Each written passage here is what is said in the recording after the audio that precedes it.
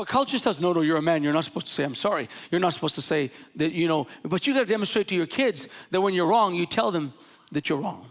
You admit, you teach them by example that you take responsibility for your mistakes and that you're not a perfect father and that you do make mistakes. Are you with me?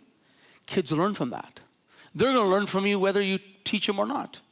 They're observing everything you're doing, your kids, right? And so part of being a father, part of being is understanding you're allowed to have emotions and allow your kids to have emotions. But teach them. You teach them how to deal with their emotions. You don't teach them how to ignore them or suppress them. And nor do we do that growing up as men, regardless of how we've been raised.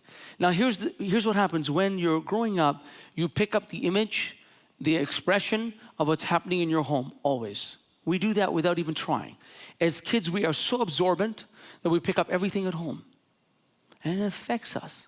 So then when you approach God and you hear about God being a father, like this morning, something goes off in you and says, well, my dad experience wasn't so good. So you start to look at dad through that lens.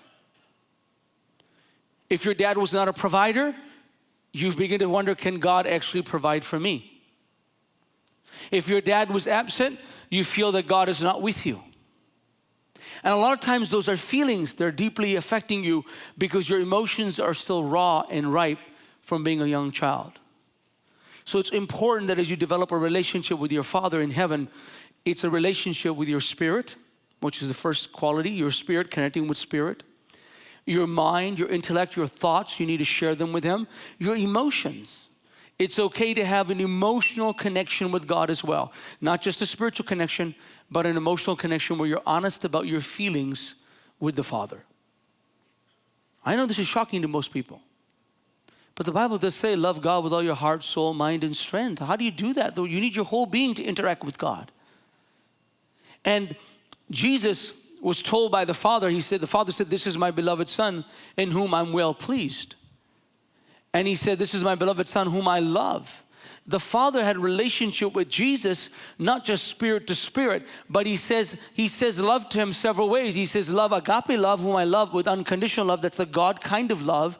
But He also said, I have this liking towards Him. I have a love that is friendship love.